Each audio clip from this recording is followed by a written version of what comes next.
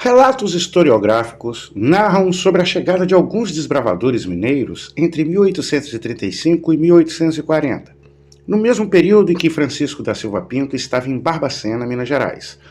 Alguns desses foram personagens que participaram da fundação do patrimônio de Bom Jesus de Matozinhos e dos arraiais do entorno. No caso da fundação do arraial de Santo Antônio do Rio Preto, atualmente Calheiros, que, segundo Francisco Camargo, foi o tenente Felisberto Gonçalves Dutra, que teria chegado no Vale do Tabapuana em 1836, e foi ele, em 1840, quem doou as terras à paróquia para a criação do patrimônio. Felisberto Gonçalves Dutra seria sobrinho de Fernando Antônio Dutra,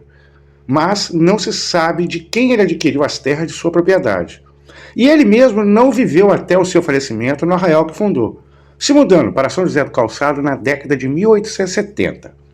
Sobre a fundação de Calheiros e demais distritos, teremos muito a abordar em outro episódio desta série. Outro desbravador que chegou no Vale do Tabapuana antes de 1840 é o tenente Francisco das Chagas de Oliveira França, que é um dos mais ricos e misteriosos personagens dos primórdios de Bom Jesus de Tabapuana, e será abordado em outro episódio. Outros nomes que teriam chegado aqui neste período, mas que não tiveram relação com as origens do patrimônio, são mencionados por Padre Melo em seus artigos sobre os primórdios de Bom Jesus. Manuel Jacinto Ferreira Leite, que vendeu a fazenda Fortaleza para Ângelo Tomás do Amaral e este repassou ao capitão José Carlos de Campos. E Severino Furtado de Mendonça, seria este algum familiar ancestral de Jacó Furtado de Mendonça? Há muito a ser pesquisado sobre os primeiros poceiros do Vale do Tabapuana, constando apenas com relatos e registros históricos das terras de Fernando Antônio Dutra, que detinha as regiões de Pirapitinga, Arraial Novo e Cerônia, e as fazendas do alferes Francisco da Silva Pinto, que abrangiam grandes extensões territoriais, como a fazenda Barra do Pirapitinga, com 600 alqueires de terra, a fazenda do Bálsamo, em Rosal, com 500 alqueires, e a fazenda Ribeirão da Onça, em Varriçai, com 800 alqueires, tendo ainda propriedades menores, como a fazenda da Soledade, com 100 alqueires aqui na sede, Bom Jesus. Por outro lado, não sabemos de quem o tenente Francisco das Chagas de Oliveira França adquiriu as terras de sua fazenda do Valão dos Chagas, que abrangia do centro de Bom Jesus, na altura da rodoviária, até onde hoje está o Valão de Londiniz, se estendendo até Bom Jardim, bem como não temos registrado o primeiro poceiro das terras de Carabuçu. Apesar de até hoje termos descendentes de Francisco da Silva Pinto com propriedades no 4º distrito de Bom Jesus, nunca foi encontrado qualquer registro de terras dele na região.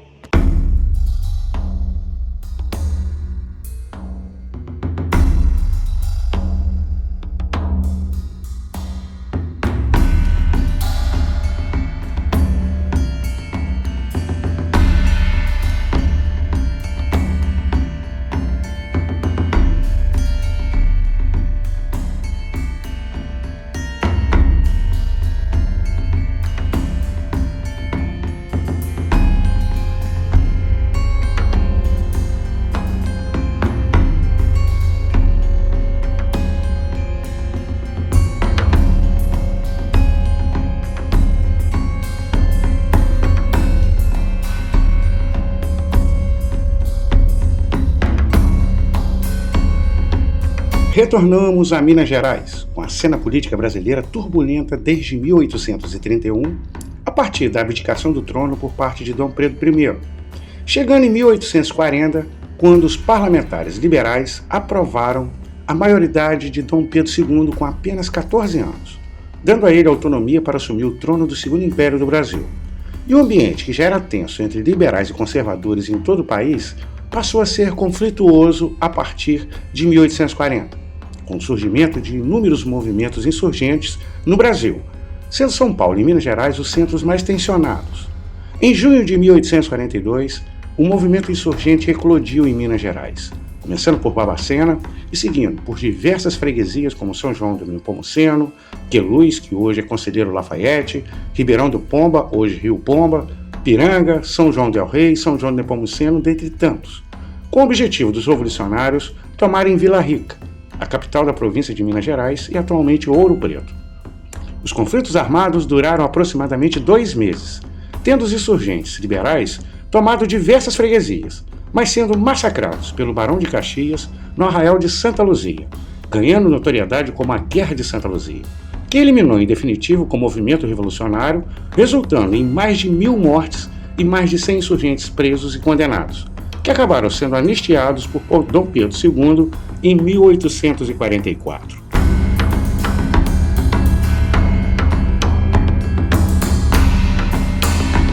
Três personagens protagonistas no desbravamento do Vale do Itabapoana tiveram envolvimento com o movimento liberal que resultou na insurgência iniciada em Barbacena: José Dutra Nicásio, Francisco da Silva Pinto e o padre Germano Gonçalves da Silva Xavier. Porém, nenhum deles foram presos e condenados. No entanto, se refugiaram de Minas por conta das perseguições que começaram a sofrer por parte do governo conservador da província, mediante o envolvimento nas articulações entre integrantes do Partido Liberal. Mesmo com o fim do conflito no final de agosto de 1842, a Guarda Nacional permaneceu empreendendo nas buscas dos liberais que participaram do movimento insurgente, mas que não foram presos durante o confronto. Inclusive, familiares de insurgentes que não tinham envolvimento político algum também passaram a serem perseguidos e serem alvos de extorsões pelo governo conservador da província de Minas Gerais, bastando tão somente ter o mesmo sobrenome de algum liberal revoltoso.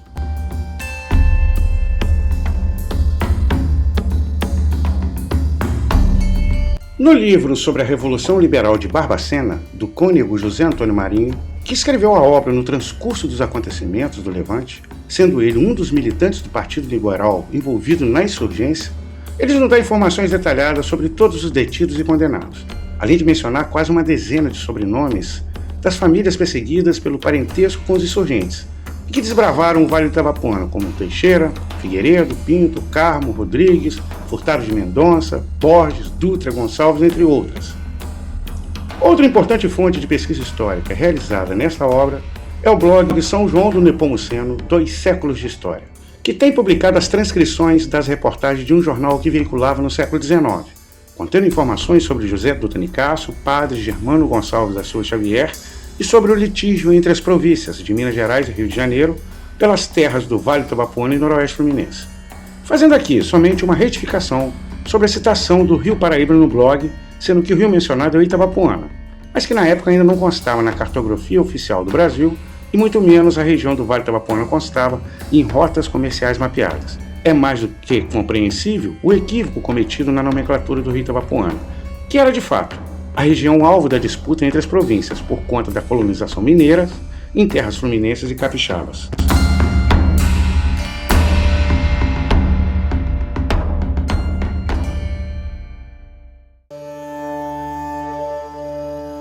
Entre as muitas publicações no blog São João do Nepomuceno, 2 séculos de histórias, relacionado aos personagens aqui abordados, temos o período em que José Dutra Nicásio e Padre Germano se refugiaram para o Vale do Itabapoana, devido às perseguições do governo da província de Minas Gerais, entre os anos de 1842 e 1844. Tanto que, em 1842, Dutra Nicásio se elegeu vereador em São João do Nepomuceno no transcorrer do conflito, mas não estava presente na cerimônia de posse, por conta do seu refúgio para o Vale do Itabapoana. José Dutra Nicásio e Padre Germano não ficaram em definitivo. Eles retornaram para São João do Nepomuceno em 1844, após a anistia concedida por Dom Pedro II. Foi neste contexto político, conflituoso em Minas Gerais, que se tornou dramático para dezenas de famílias, as quais tiveram seus parentes envolvidos na insurgência, que selou o destino histórico de Bom Jesus do Itabapoana e São José do Calçado. No caso de Bom Jesus do Itabapoana, em um período de pouco mais de 10 anos, a partir de 1842, chegaram dezenas de imigrantes mineiros, posseando terras já desbravadas e com grande área agricultável para se empreender na cultura cafeeira. Daí vieram as fundações dos arraiais de Bom Jesus, Rosal e Carabuçu, com a Barra do Pirapitinga sendo o ponto de partida desse processo, além de São José do Calçado, que foi fundado no mesmo período.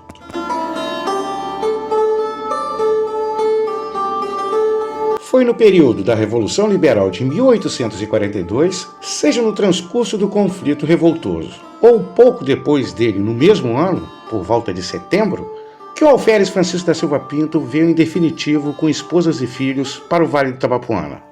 se refugiando junto com seu cunhado, o coronel José Dutra Nicásio, casado com Antônia Maria da Assunção, irmã de Francisco da Silva Pinto. Inicialmente, o casal Pinto Figueiredo se estabeleceu com seus 6 filhos na sede da fazenda Barra do Pirapitinga,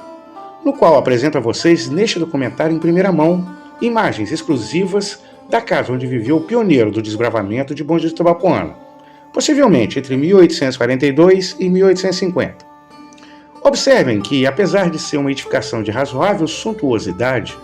ela não é condizente com uma sede de uma fazenda com 600 alqueires que foi construída para se constituir uma família com 6 filhos. É uma residência suntuosa e confortável, mas para uma só pessoa, ou no máximo um casal, que visita sua propriedade eventualmente, mas que reside em outra localidade. Podendo aqui então conjecturar que essa sede já existia antes de 1842,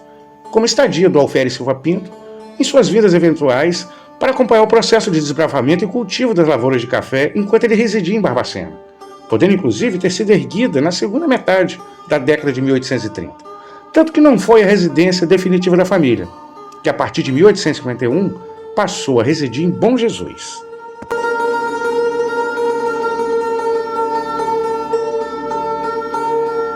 O momento mais controverso na história dos primórdios de Bom Jesus de Itabapoana ocorreu no mesmo ano em que o Alferes Silva Pinto viu em definitivo com sua família, em 1842,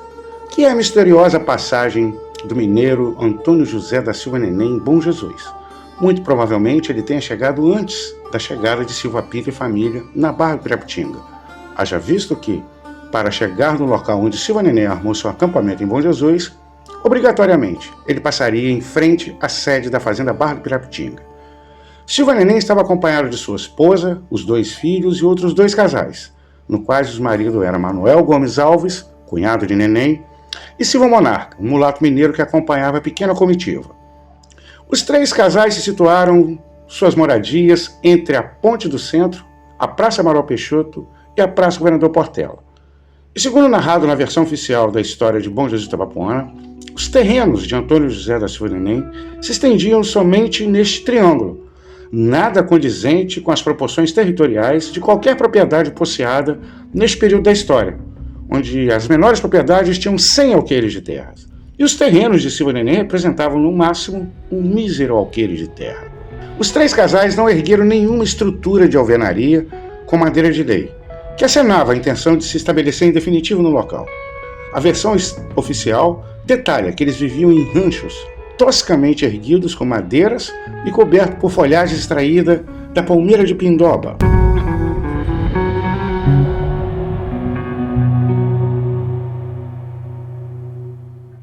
A narração da versão oficial da história de Bom Jesus de Itabapoana consta nesse período que um dos filhos de Silva Neném, Germano da Silva, se embrenhou nas matas da fazenda Monte Verde, de propriedade do coronel Antônio Dutra Nicásio, que é irmão do coronel José Dutra Nicásio, localizado em Bom Jesus do Querendo, distrito de Natividade, próximo a Pirapitinga de Bom Jesus. E nas terras das fazendas Monte Verde, Germano foi assassinado em 1844, sem saber a autoria e circunstâncias. Sabendo da morte de seu filho, Antônio José da Silva Neném desarmou seu acampamento e seguiu rumo à sua propriedade de fato, nas terras de Santa Luzia, que fica a aproximadamente 5 quilômetros da Praça Governador Portela. A verdadeira propriedade de Antônio José da Silva Neném se localizava entre a usina Santa Isabel e Carabuçu, abrangendo as 2 margens do rio Itabapoana, conforme demonstrado no mapa da província do Rio de Janeiro, cartografado em 1865, contendo as identificações de Bom Jesus, Santa Luzia e Carabuçu. Atualmente, essa região tem como referência a Ponte do Valdir ou a Ponte do Jader, entre Apiacá e Carabuçu. Segundo a versão oficial da história bojesuense, Antônio José da Silva Neném viveu em sua propriedade entre 1844 e 1853, quando ele vendeu para Antônio Gomes Guerra e se mudou para Piúma, no Espírito Santo, onde veio a falecer em 1857. A versão oficial da história de Bom Jesus de Itabapoana narra que Antônio José da Silva Neném teria falado aos vizinhos da localidade onde ficou acampado por 2 anos que ele estaria doando esses terrenos para a fundação do patrimônio do Senhor Bom Jesus, ou em devoção a São Bom Jesus.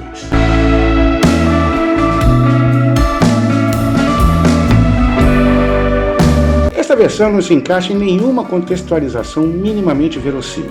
pois Silva Neném partiu de seu acampamento em Bom Jesus e seguiu para suas terras de fato na localidade denominada como Santa Luzia, que fica a pouco mais de 5 quilômetros de onde ele estava acampado. E ali ele ficou por mais de 10 anos até vender suas terras para Antônio Gomes Guerra. Ora, senhoras e senhores, se Antônio José da Silva Neném tinha a intenção de iniciar um povoamento e fundar um patrimônio, por que ele não fez em sua propriedade, que inclusive abrangia as duas margens do rio Itabapoana? Destacando ainda que, quando foi fundado o patrimônio do Senhor Bom Jesus pelo Alferes Silva Pinto em 1851, Silva Neném ainda residia em Santa Luzia, e ele poderia participar do processo de fundação. Outro fato que consta na história oficial e que não se confirma através de documentos garimpados por Maria Cristina Borges, se dá na permanência de Antônio José da Silva Neném em suas terras na região de Santa Luzia, pois a história oficial narra sua partida em 1853, depois de vender sua propriedade para Antônio Gomes Guerra. Mas os dois documentos publicados no blog do Jornal Norte Fluminense contrariam essa narrativa. Primeiro, demonstra que Antônio Gomes Guerra não comprou toda a propriedade de Silva Neném e apenas parte dela, conforme a declaração de Gomes Guerra, em agosto de 1856, que sua propriedade foi comprada de Silva Neném e esposa, tendo entre as terras como confrontantes ou vizinhas a propriedade de Antônio Silva Neném.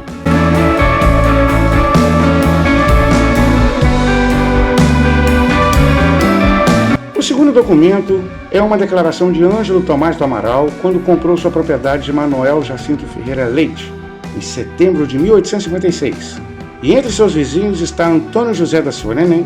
e Francisco das Chagas de Oliveira França. Pelo menos até 1856, Antônio José da Silva Neném viveu em Bom Jesus de Itabapoana, na região de Santa Luzia,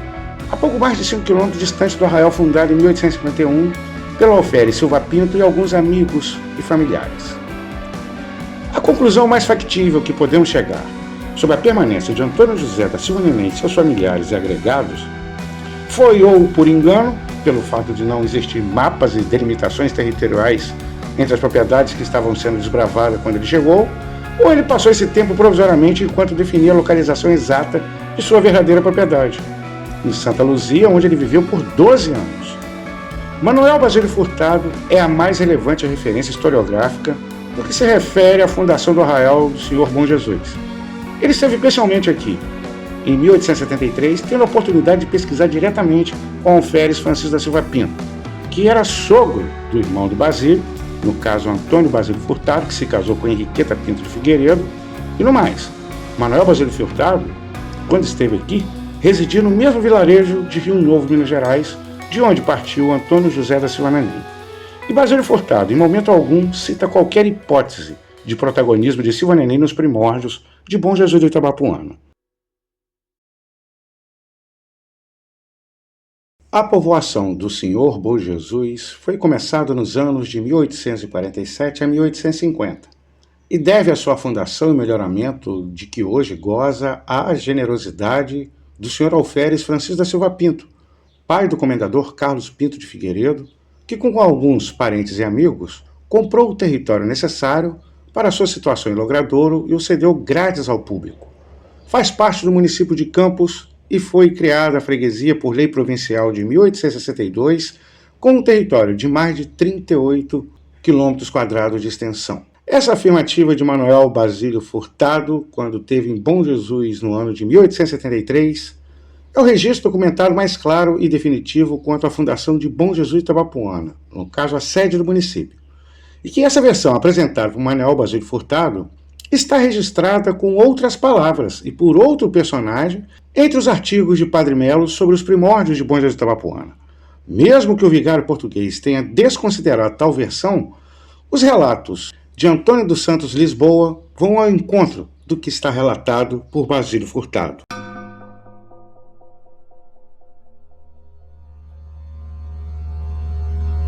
Santos Lisboa narrou ao Padre Melo que chegou em Bom Jesus no ano de 1850 com sua esposa e se estabeleceu em uma clareira deixada por Antônio José da Silva Neném nas proximidades de onde hoje está a Praça Governador Portela, e que naquela época não havia nenhum morador estabelecido no local, e somente havia o terreno preparado e a casa do Alferes Francisco da Silva Pinto ainda em construção, podendo concluir que em 1847 Silva Pinto iniciou o processo de abertura do terreno e preparo das peças de madeira para construir a residência. O velho Lisboa, que deu este depoimento ao Padre Melo por volta de 1900, com 88 anos de idade, Ainda detalhou que o Patrimônio do Senhor Bom Jesus foi fundado em 1851, com a chegada dos irmãos José Rodrigues Costa e Francisco Furtado Costa, que, junto com Alferes Francisco da Silva Pinto, doaram os terrenos gratuitamente para as pessoas que chegaram para iniciar o povoamento do arraial. Ou seja, conforme o Basílio Furtado afirmou, foi o senhor Alferes Francisco da Silva Pinto com alguns amigos e parentes.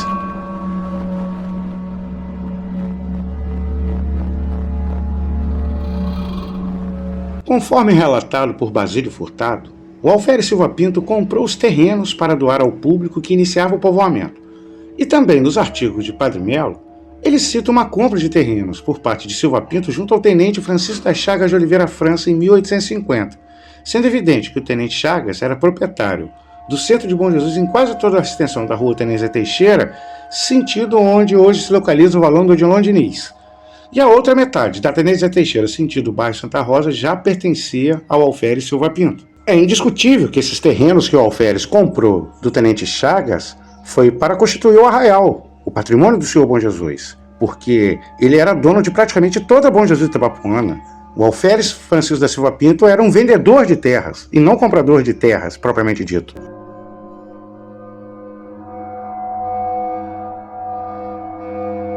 Santos Lisboa ainda detalha que na época que se promoveu a fundação do patrimônio não havia documentação para formalizar o ato, justificando o motivo ao Padre Melo por não ter encontrado nenhum registro cartorário sobre a doação de terras à paróquia, indo ao encontro com o fato da Lei de Sesmaria ter sido suspensa por Dom Pedro I entre 1822 e 25 e a Lei de Terras aprovada em 1850.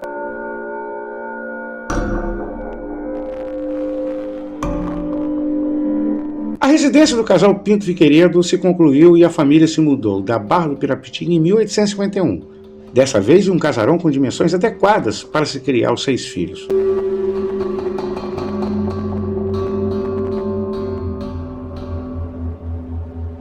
A localização da primeira casa de alvenaria erguida em Bom Jesus fica entre onde hoje estão o CAPS Infantil e a residência do amigo Afonso Rezende, na parte de cima da Praça Corredor Portela, quase que ao lado onde hoje está o Big Hotel.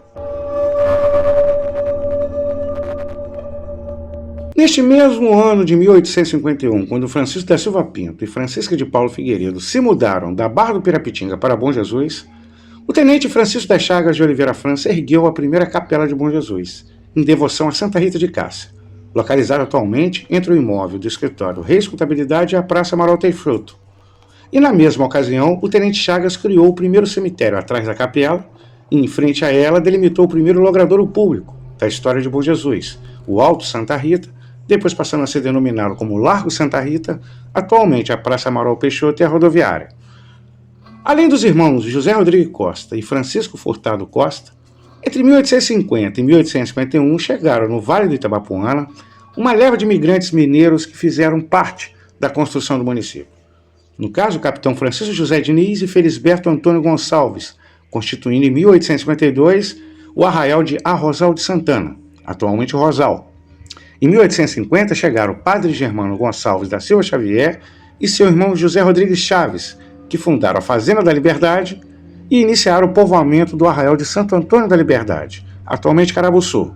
além da chegada do capitão Jacó Furtado de Mendonça e Manuel Costa Furtado, que ocuparam a Serra do Jacó e a região da Vala, respectivamente.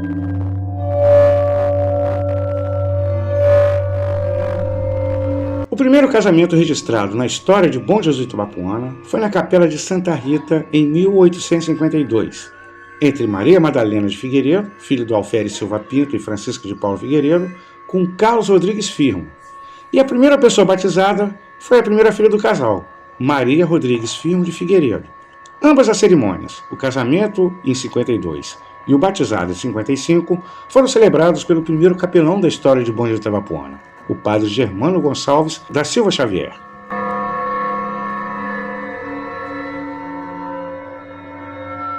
O casal Maria Madalena e Carlos Firmo ainda tiveram outro filho, Carlos Rodrigues Firmo de Figueiredo, que é o notório Carlos Firmo, homenageado até hoje em 2 ruas, uma em Bom Jesus de Itabapoana e outra em Bom Jesus do Norte, além do estádio do Ordem Progresso Futebol Clube de Bom Jesus do Norte ter seu nome em homenagem a Carlos Firmo, talvez o neto mais notável do Alferes Francisco da Silva Pinto. e Francisca de Paula Figueiredo.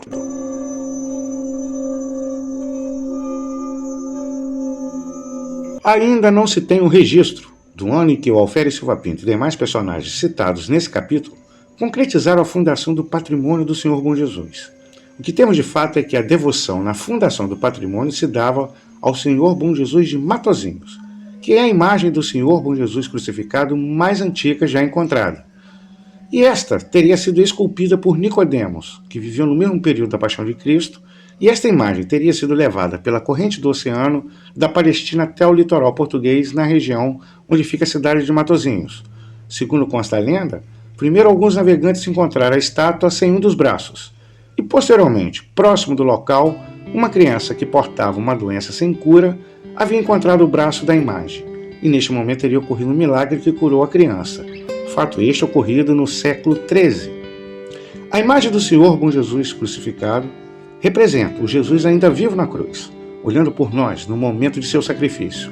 Temos aí uma polêmica, pois entre as 5 paróquias existentes atualmente em Bom Jesus de Itabapoana, 2 são devotas ao Senhor Bom Jesus, mas o Senhor Bom Jesus de Matozinhos é cultuado pela paróquia pessoal do Senhor Bom Jesus crucificado e do Imaculado Coração de Maria, que é a tradicionalista vinculada ao Abrigo dos Idosos José Lima. Já a paróquia do Senhor Bom Jesus, que foi originada pela devoção ao Senhor Bom Jesus de Matozinhos, que é o Senhor Bom Jesus crucificado, fundada em 1862, tem na imagem que foi colocada na Torre da Matriz uma alusão ao Jesus Bom Pastor, e não ao Jesus crucificado.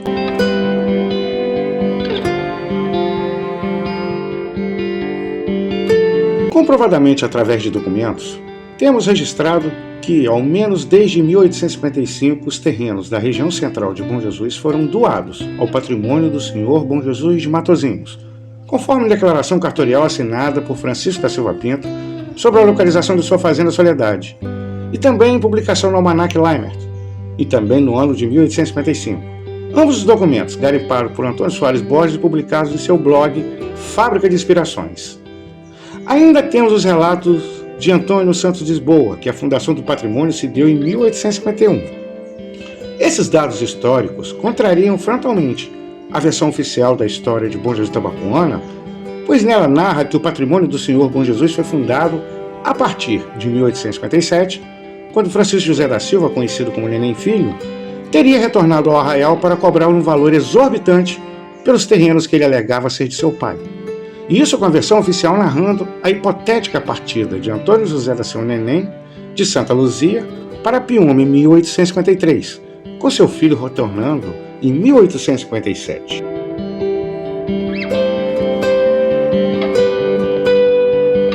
Antônio José da Silva Neném viveu em Santa Luzia até 1856. E se os terrenos do entorno da Praça Governador Portela e da rodoviária fossem dele de fato, ele mesmo cobraria o que lhe seria devido pelos fundadores do patrimônio que estavam vivendo no local desde 1851.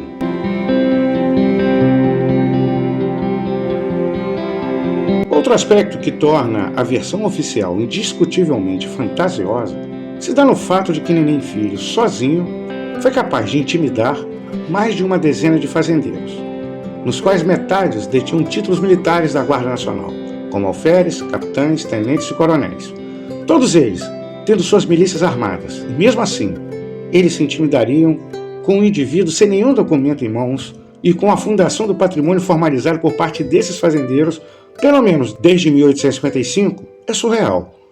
Se levarmos em consideração que em 1857 o Vale do Itabapoana ainda era terra sem leis, um ambiente profundamente selvagem e violento, tanto por parte da natureza como dos homens que estavam ocupando a região.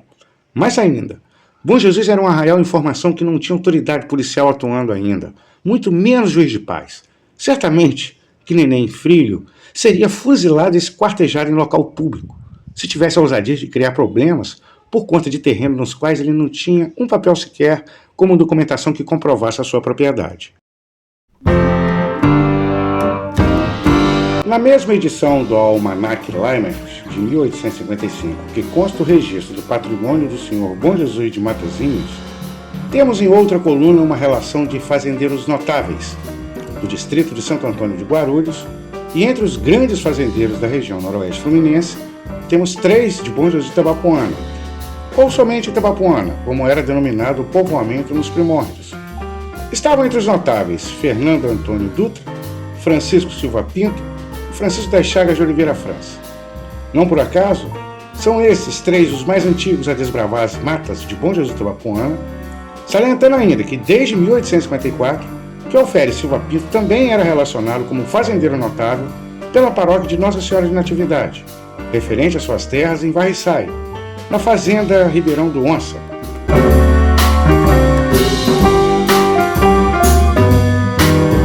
É importante ressaltar que em 1855 o café ainda não era a grande locomotiva econômica nas fazendas do Vale do Itabapoana. Isso se deu a partir do final da década de 1860. Neste período inicial já havia considerável produção cafeeira, associada à extração de madeira de lei, que foi um importante vetor econômico em Bom Jesus até o início do século XX, e o arroz, que era produzido em largas escalas em muitas fazendas. Bastando observarmos que no século XIX, o distrito de Rosal se chamava Arrozal de Santana, devido à grande produção de arroz. E o distrito de Pirapitinga, que inicialmente era denominado como Vargem Alegre, devido às grandes várzeas de arroz. Inclusive até hoje em Itapiruna só se conhece Pirapitinga como Vargem Alegre. Sem dúvidas que o arroz foi a primeira cultura produzida em larga escala no Vale do Itabapoana, por uma questão de subsistência, pois em um curto período chegaram dezenas de famílias com agregados escravizados, com centenas de pessoas para se alimentarem, em uma região que mal constava no mapa, sem nenhuma rota comercial ou povoamento com algum estabelecimento comercial. Certamente que as primeiras áreas agricultáveis abertas foram utilizadas para o plantio não só do arroz, bem como feijão, milho, mandioca e espécies frutíferas.